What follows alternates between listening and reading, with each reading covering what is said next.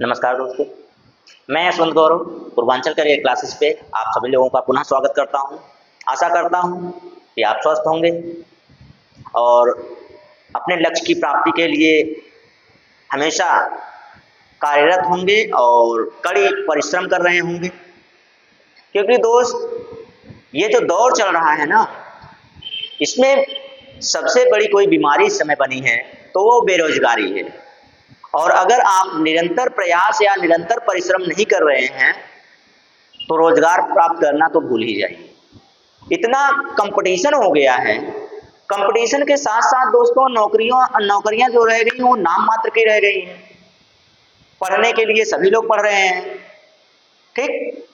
तो अगर आपको सफल होना है, रोजगार प्राप्त करना है, एक नौकरी लेनी है, सरकारी नौकरी पानी है और मुश्त टाइट करके रहनी है, अगर ये सब करना है तो निरंतर प्रयास करना पड़ेगा दोस्त, निरंतर परिश्रम करना पड़ेगा आपको। क्योंकि एक दिन ढेर सारा पढ़ लेने से कुछ नहीं होने वाला। लगातार आप पढ़ते रहिए, कंटिन्यूटी बनाए रखिए, तो आराम से कोई भी पेपर आप निकाल सकते हैं। तो दोस्त क्षमा चाहूंगा कल की क्लास के लिए।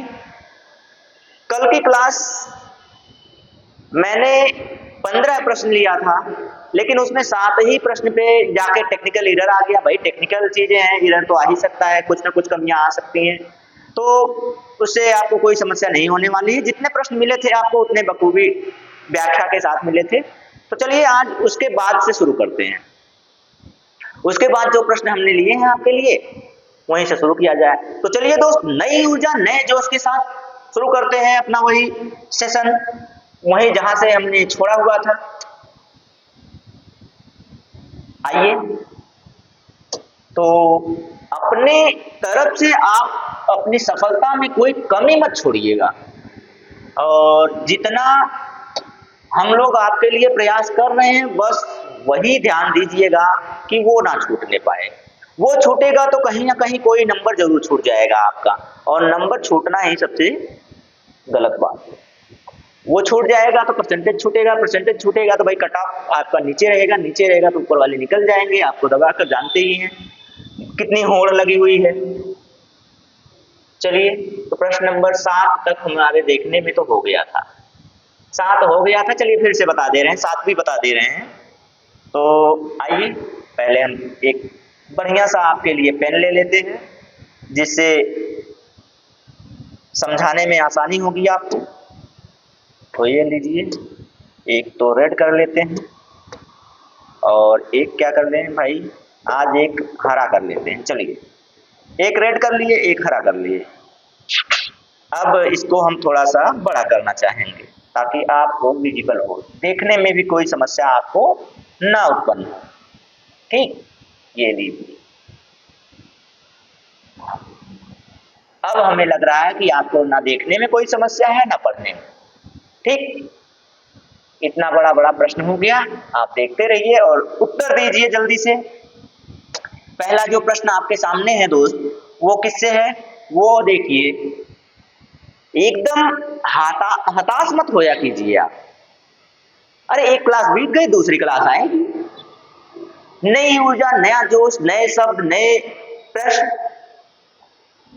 आपके लिए हम लेकर आते रहेंगे। आप निराश मत होया कीजिए। अरे पेपर तक तो हम आपको इतना एक्सपर्ट बना देंगे कि आप प्रश्न देखते ही उत्तर करके चले जाएंगे। बस आप हमारे साथ बने रहिएगा, इतना जरूर ध्यान दीजिएगा। भाई जब आप हमारा साथ देंगे तभी तो हम आपका साथ देंगे, क्यों? सही है ना? तो चलिए शुरू किया जाए आज का सेशन, ठीक। आइए, पहले प्रश्न मतलब पहला प्रश्न जो आपका यहां से छूटा हुआ था, 7वां प्रश्न, सारांश। सारांशं लेखितुम आवश्यके द्वय कौशले अर्थः। मतलब सारांश का होता ही क्या है, पहले ये तो जानिए। सारांश का मतलब मेरे दोस्त ये होता है कि किसी भी पाठ्यवस्तु या कहानी या कथा का जो मुख्य बिंदु होता है, मुख्य बिंदु, सामान्य बिंदु, जब तक आप उसके नहीं जानेंगे तब तक आप उस कहानी का सारांश नहीं लिख सकते। देखिए कहानी तो पूरा लिखा गया होता है ना, एक एक बिंदु उस पे लिखा होता है, चाहे वो सामान्य हो चाहे मुख्य हो। जब आप मुख्य और सामान्य बिंदुओं को अच्छे से जान रहे हैं, अच्छे से उसके बारे में समझ रहे हैं, तब आप किसी कहानी का सारांश लिख सकते हैं। मतलब ये होता है कि गागर में सागर भरना। सारांश का मतलब ये होता है गागर में सागर भरना, मतलब पूरी कहानी का है ना, पाठ का सारांश दिया हुआ है,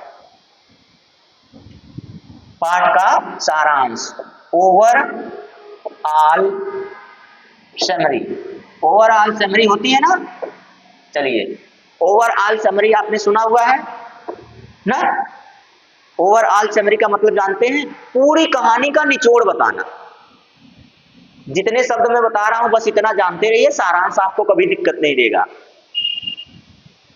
क्या कहा मैंने, पूरी कहानी का निचोड़ बताना, मतलब कि 8-10 पेज का अगर आपके पास कहानी है तो उसे आधे पेज में ही समझा देना कि आगे कहानी में है क्या, कहानी किसकी है, राजा रानी की कहानी है, नायक नायिका की कहानी है, या लड़के और उसकी सहेली की कहानी है, प्रेमी प्रेमिका की कहानी है, प्रेमी प्रेमिका का लास्ट में मिलन होता है कि नहीं होता है, बीच में गुंडे आके उन्हें मार देते हैं, क्या होता है। तो ये सारी चीजों की जानकारी आपको सारांश में मिल जाती है, और उसको पढ़ के ही मन में उत्सुकता आती है कि ये कहानी के अंदर और क्या है, क्या क्या होता है बीच में, तब हम कहानी पर जाते हैं।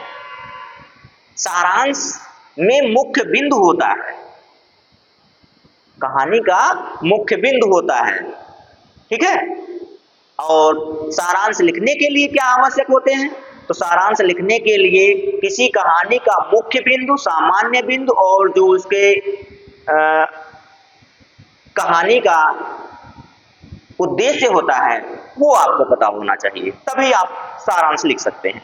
तो आइए देखते हैं दोस्त, ऑप्शन पर चलते हैं। ऑप्शन आप लोगों ने दिया कोई, चलिए आइए देख लीजिए। स्वशब्द पाठ्य वस्तु पुनर्लेखना, नहीं ये नहीं होगा भाई, अपने शब्दों को उनमें पाठ्य वस्तु का पुनर्लेखन की बात इसमें नहीं है, ठीक। मुख्यम सामान्यम च बिंदु संज्ञानम, मैंने क्या कहा आपको, किसी कहानी का मुख्य बिंदु सामान्य बिंदु, मुख्य और सामान्य बिंदु का संज्ञान होना, उसका बोध होना, उसका क्या होना मेरे दोस्त, तो उसका बोध होना चाहिए आपको। बोध का मतलब क्या है, बोध का मतलब है ज्ञान। उसका जब तक आपको उसके मुख्य बिंदु सामान्य बिंदु किसी कहानी के नहीं पता होंगे, तब तक आप किसी कहानी का सारांश नहीं लिख सकते, गागर में सागर नहीं भर सकते, बड़े को छोटा करके नहीं लिख सकते, ठीक है।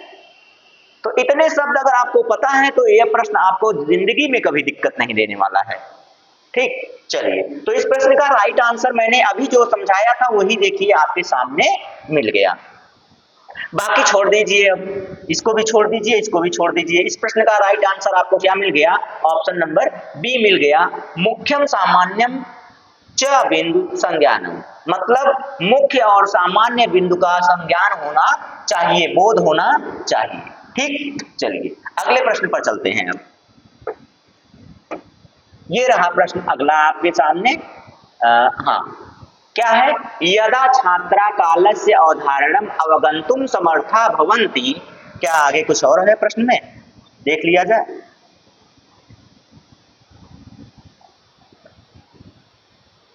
हाँ, तदा उपचारात्मकम कार्यम किम भविष्यति।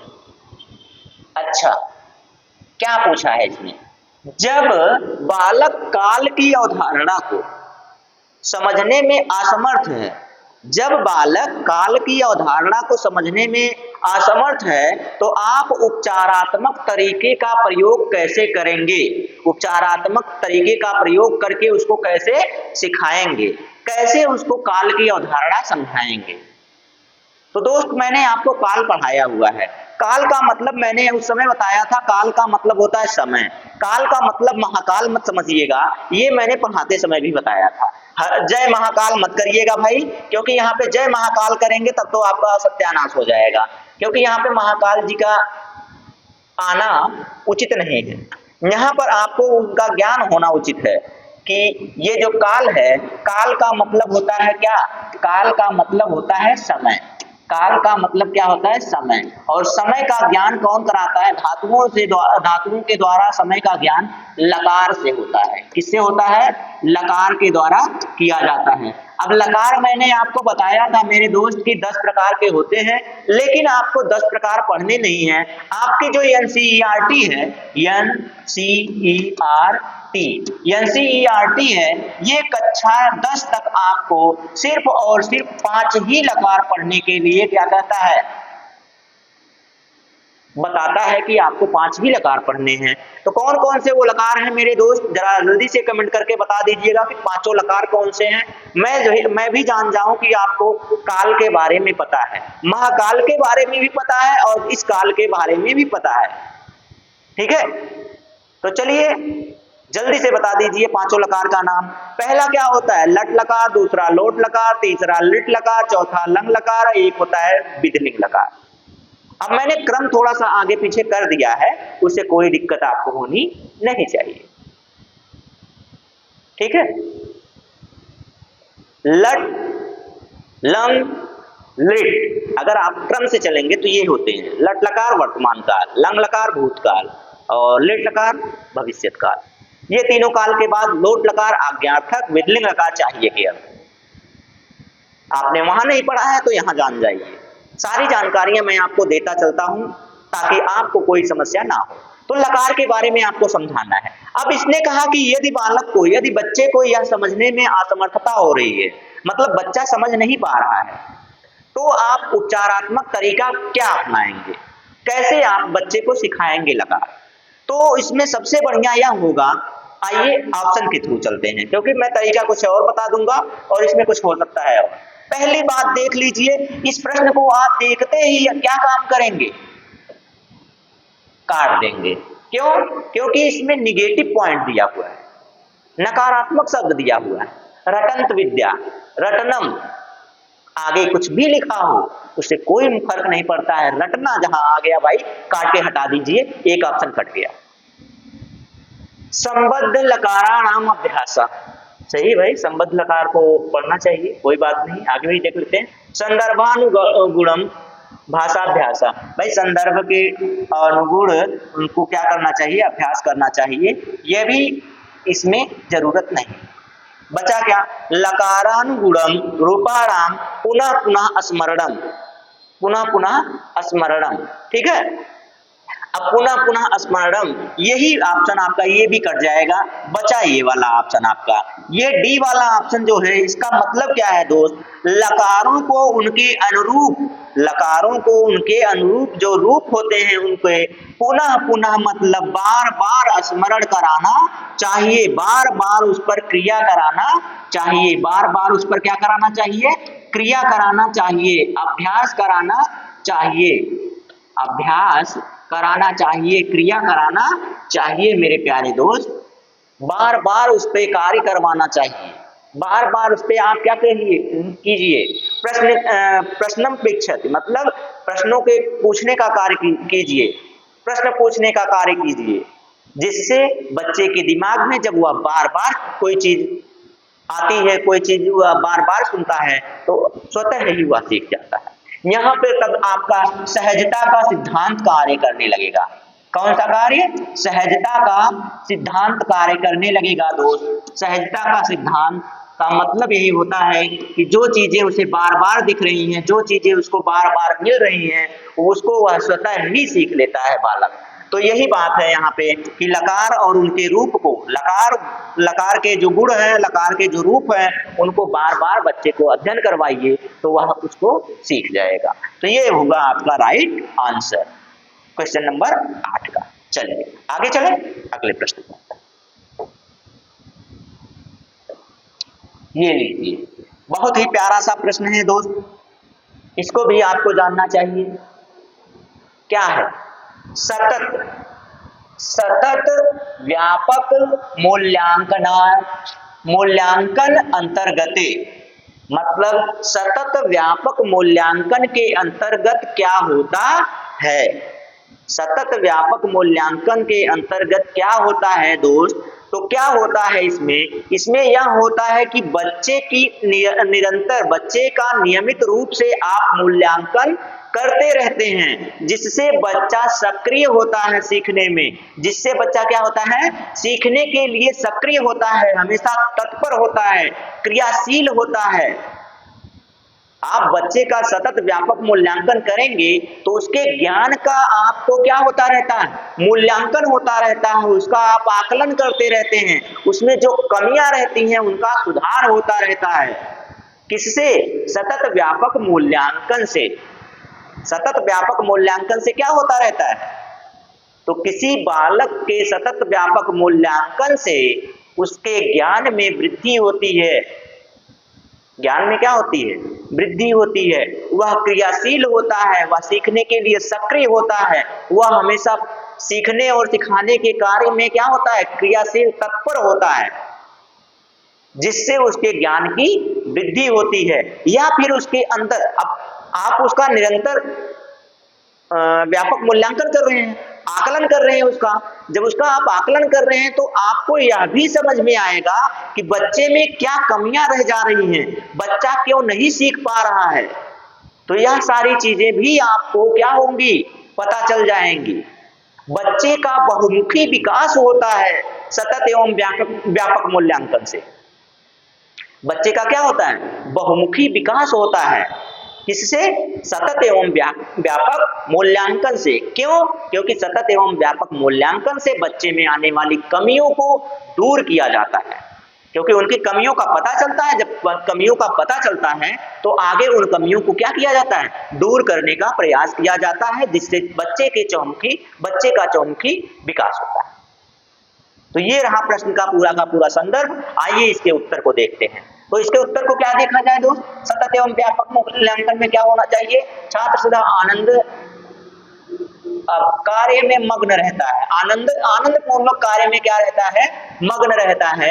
तो आनंद पूर्वक कार्य में मग्न नहीं होना चाहिए भाई। चलिए आगे चलते हैं। तो एक तो हो गया। दूसरा, छात्र शैक्षणिक भारमाधिकार। अब भाई ये तो सबसे गलत बात हो गई, भार की बात कर रहा है, भार की। अब बताइए, सतत एवं व्यापक मूल्यांकन के अंतर्गत भार की बातें नहीं की गई है। अगर भार बच्चा लेके चल रहा है तो उसको दूर करने की बात की जाती है इसमें, ना कि भार लेके चलेगा बच्चा। और भार देना नहीं होता है, इसमें भार को हल्का करना होता है। ठीक है, तो ये तो आपका कट गया इस निगेटिव पॉइंट से, नकारात्मक शब्द से। छात्र पूर्णतया अध्यापका नाम नियंत्रणे। देखिए अब यहाँ पे बात की गई है, जब आपकी एनसीएफ आपका कह रहा है, एनसीईआरटी आपकी कह रही है कि भाई शिक्षा नीति आपकी कह रही है कि जो आपका ये शिक्षा है, आपकी जो शिक्षा है वह छात्र केंद्रित है, छात्र केंद्रित है, छात्र केंद्रित शिक्षा आपकी जब छात्र केंद्रित हो गई तो ये बताइए अध्यापक के नियंत्रण में कहां ला रहा है? ये तो सीधा इसके विरोध की बात कर दिया। जब विरोध की बात कर दिया तो ये ऑप्शन ही कट गया। दो ऑप्शन आपको तो ऐसे मिल कट गए, ये दोनों के दोनों ऑप्शन कट गए आपके। बचा तीसरा ऑप्शन, छात्राणाम मूल्यांकन आकलनम नियमित रूपेण क्रियते।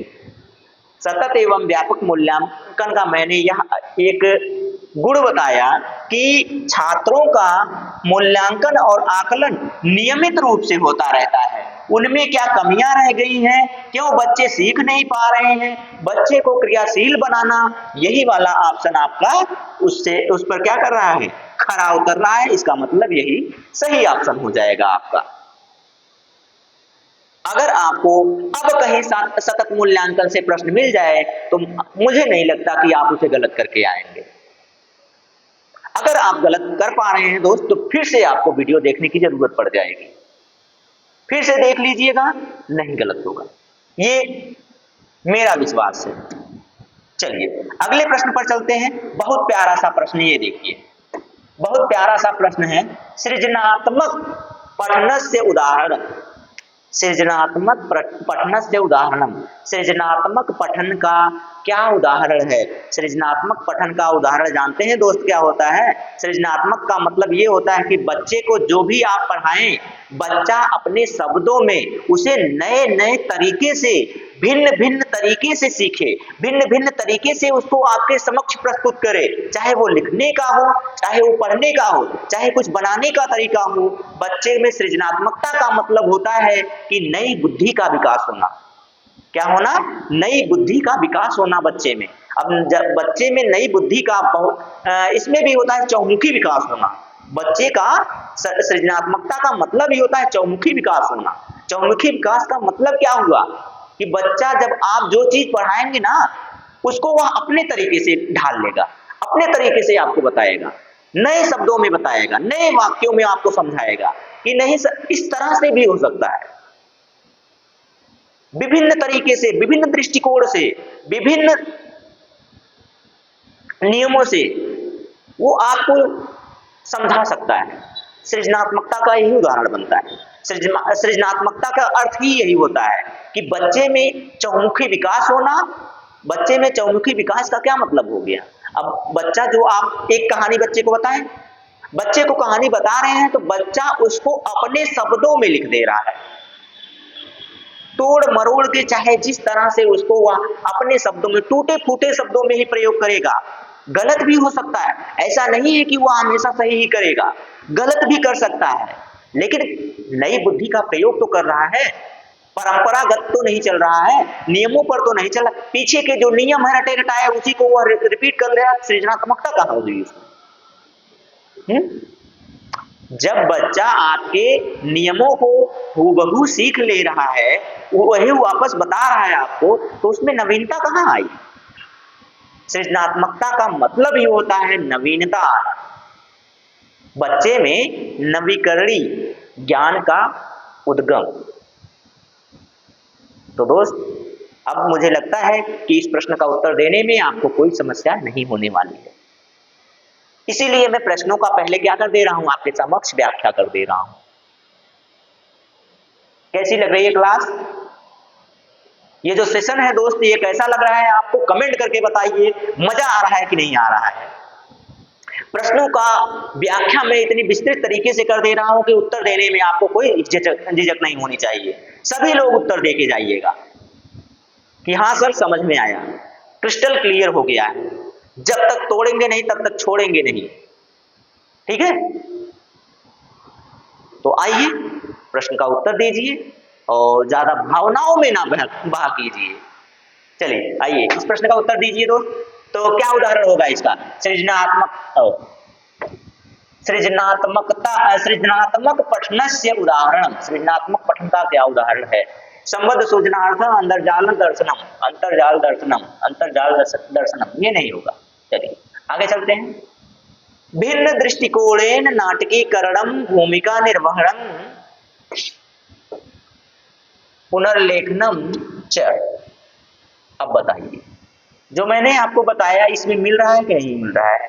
विभिन्न दृष्टिकोण, विभिन्न दृष्टिकोण का मतलब अभी बताया मैंने कि नए नए तरीके से, नए नए तरीके, नए नए तरीके, अलग अलग तरीका, अलग अलग तरीकों से, यही तो हो रहा है, यही तो है नवीनता, यही तो है नवीनता कि बच्चा क्या कर रहा है? विभिन्न दृष्टिकोण, मतलब नए नए तरीके से नाटकीकरण की भूमिका का निर्वहन कर रहा है और उसका पुनर्लेखन कर रहा है, पुनः उसको अपने शब्दों में लिखने का प्रयास कर रहा है। यही तो है आपका सृजनात्मकता। अब वो गलत लिख रहा है, इससे कोई फर्क नहीं पड़ता है। अरे आपने साइकोलॉजी में पढ़ा हुआ है ना, अभ्यास एवं त्रुटि का सिद्धांत। भाई बच्चा अगर सीख रहा है तो गलती जरूर करेगा, गलती को धीरे धीरे वो क्या करेगा? सुधार करेगा, लेकिन सीख रहा है, नवीनता ला रहा है, नई बुद्धि का विकास हो रहा है। तो इसका मतलब है कि इस प्रश्न का राइट आंसर मिल गया, राइट आंसर। जो मैं आपको बता रहा हूं, जो समझा रहा हूं, वो आपके प्रश्न में दिख रहा है, इसका मतलब मैं सही समझा रहा हूं। अब आपको समझ में कितना आ रहा है ये आप मुझे बताएंगे, ना कि मैं। ठीक है, आप अपना मूल्यांकन अब कीजिए, अपना आकलन कीजिए प्रश्नों का उत्तर देकर कि सर जी हाँ आपने पढ़ाया मुझे आया, इसका मतलब है कि मैं सकारात्मक रास्ते पे हूं। आइए अगले प्रश्न पर चलिए। ये लीजिए प्रश्न नंबर 11वां, विहंगम। अब इसको थोड़ा सा हम छोटा करना चाहेंगे। छोटा इसलिए करना चाहेंगे मेरे भाई क्योंकि ये जो प्रश्न है बहुत बड़ा, इसके उत्तर लंबे लंबे हैं। हाँ अब ये आ जाएगा इसमें, कितने में आ जाएगा, लीजिए आपके सामने ये रहा प्रश्न, थोड़ा सा और बड़ा करेंगे, बस इतना रहने दीजिए। देखिए जरा, विहंगम दृष्टया, विहंगम दृष्टया का मतलब, विहंगम का मतलब क्या होता है दोस्त, तो विहंगम का मतलब होता है स्किमिंग। क्या होता है, स्किमिंग। पठनेन अभिप्राय अस्ति। अच्छा मतलब पूछा क्या है उसने, उसने पूछा है कि स्किमिंग का अभिप्राय क्या है, स्किमिंग का अभिप्राय क्या है, विहंगम का अभिप्राय क्या है। तो स्किमिंग का मतलब होता है मेरे प्यारे दोस्त, आप नोट कर लीजिए कहीं, कि जो विषय वस्तु होता है, जो पाठ्य वस्तु होता है, उसका गंभीरता से अध्ययन करके उसके अर्थ को, उसकी सूचना को प्राप्त करना होता है। उसके अर्थ, उसकी सूचना, उसका जो ज्ञान होता है, उसका जो उद्देश्य होता है, गंभीरता पूर्वक किसी पाठ्य वस्तु को पढ़कर उसका अवबोध करना, यही होती है स्किमिंग। स्किमिंग क्या होती है, फिर से एक बार सुन लीजिए। तो स्किमिंग का मतलब होता है मेरे प्यारे दोस्त, किसी भी पाठ्य वस्तु की गंभीरता पूर्वक, किसी पाठ्य वस्तु को गंभीरता पूर्वक पढ़ना और पढ़ने के बाद उसकी सूचना, उसका उद्देश्य ग्रहण करना ही स्किमिंग होता है। गंभीरता से पूरे पाठ्य वस्तु को पढ़ना, ये ध्यान दीजिएगा, नहीं तो आप गड़बड़ा जाएंगे। घबरा जाएंगे तब तो दिक्कत हो जाएगी। देख लीजिए क्या मैंने बोला, मैंने बोला कि किसी पाठ्य वस्तु, किसी पाठ्य वस्तु या विषय वस्तु, विषय वस्तु, किसी भी पाठ्य वस्तु या विषय वस्तु को गंभीरता से, गंभीरता से पढ़ना और उसकी सूचना, जो सूचना उसमें दी गई है, या उद्देश्य को ग्रहण करना, यही होता है स्किमिंग। आशा करते हैं आपको समझ में आया होगा कि स्किमिंग क्या है। चलिए आइए प्रश्न का उत्तर दीजिए, प्रश्न के जो 4 ऑप्शन है उसका उत्तर दीजिए। चलिए, विशिष्टम अर्थम अथवा सूचना प्राप्तुम संपूर्ण पाठ्य वस्तुनः गंभीरतया पठनम। लीजिए, आगे ऑप्शन पे आपको जाने की जरूरत ही नहीं पड़ी, जो मैंने आपको बताया हूबहू वो देखिए मिल गया। इसीलिए मैंने कहा था मेरे दोस्त कि आप मेरे साथ पढ़ेंगे तो आपको हूबहू मिल सकता है, मैं सिर्फ अपने शब्दों में बताता हूं, बस बात ये है, मैं किताबी ज्ञान नहीं देता, मैं अपने आप से बताता हूं, उसको अपने शब्दों में तोड़ के बताता हूं। तो आप अगर सीटेट जुलाई वाला भी देखेंगे ना, तो उसमें हूबहू प्रश्न मिले हुए हैं मेरे। उसी तरह से देखिए, ये जो पहला ऑप्शन, यही तो मैंने अभी आपको परिभाषा रूप में बताया, इसकी व्याख्या के रूप में बताया है कि विशिष्ट अर्थ और विशिष्ट सूचना। मैंने अर्थ की जगह पे उद्देश्य बता दिया, बस इतना सा अंतर है इसमें, कि उसके अर्थ और उद्देश्य को प्राप्त करने के लिए संपूर्ण जो पाठ्य वस्तु है उसको गंभीरता से पढ़ना ही स्किमिंग कहलाता है। तो ये लीजिए, परिभाषा पे ही ये प्रश्न था। चलिए प्रश्न नंबर अगला देखते हैं, प्रश्न नंबर 12, ये लीजिए, इसका उत्तर दीजिए। पाठ्य वस्तु समग्रता इत्यनेन अभिप्राय अस्ति। पाठ्य वस्तु की समग्रता, समग्रता का मतलब क्या हुआ, समग्रता का मतलब ही आपको समझ में आ जाना चाहिए कि पूरा का पूरा, होल ऑफ टॉपिक, पूरे टॉपिक का क्या मतलब है, समग्रता वही चीज है। समग्रता का मतलब ही होता है पूर्ण अध्ययन, पूर्ण ज्ञान, पूर्ण अवबोधन, पूर्ण अवबोध। ठीक, ये शब्दों का ही तो जाल होता है सीटेट में। शब्दों का मतलब आपने समझ लिया तो इसका मतलब है कि पूरा का पूरा सीटेट आपने क्रैक कर लिया।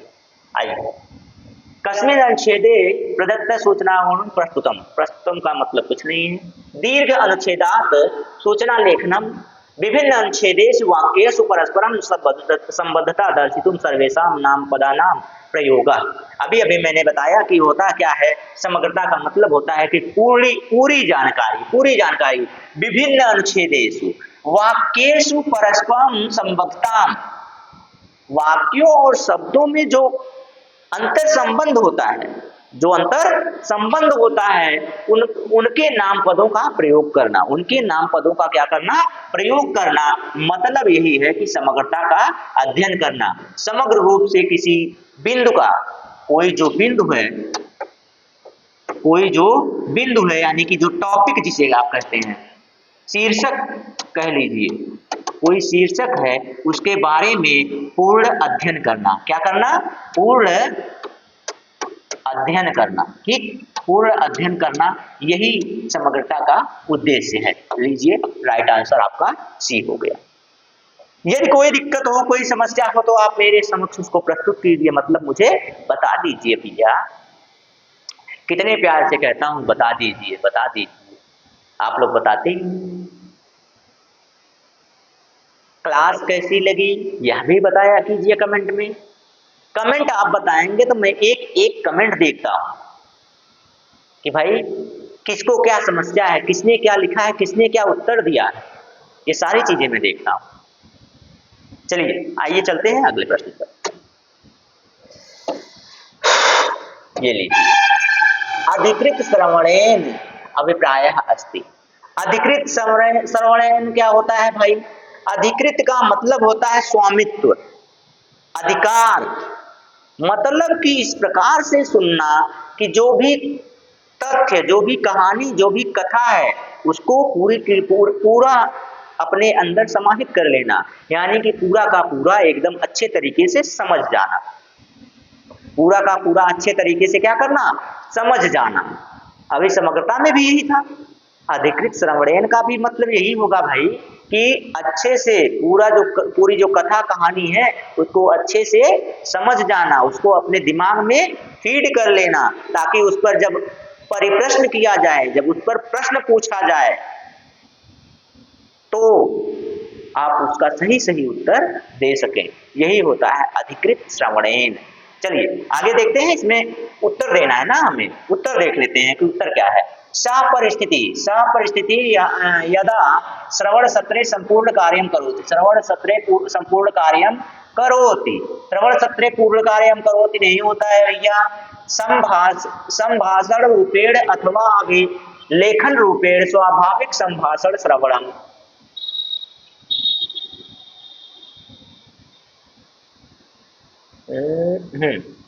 अच्छा, ये भी नहीं है भाई, ये भी नहीं है। स्वाभाविक रूप से संभाषण श्रवणम, स्वाभाविक रूप से संभाषण को सुनना थोड़ी होता है श्रवणम।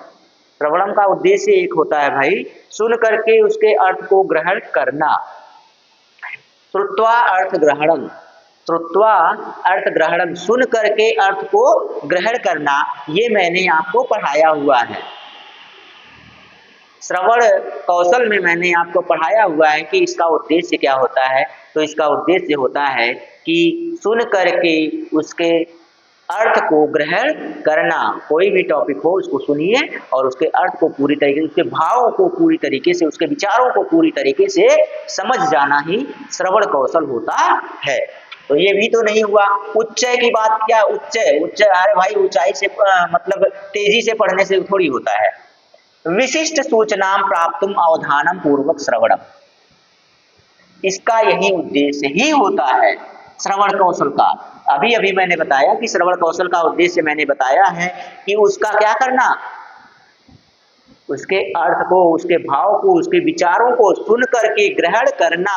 ग्रहण करने का मतलब यहाँ देखिए अवधान पूर्वक, अवधान पूर्वक का मतलब है ध्यान पूर्वक, ध्यान पूर्वक आपने क्या किया, आपने उसको प्राप्त किया। प्राप्त करने का मतलब ही हुआ है ग्रहण करना, प्राप्त करना यानी कि ग्रहण करना।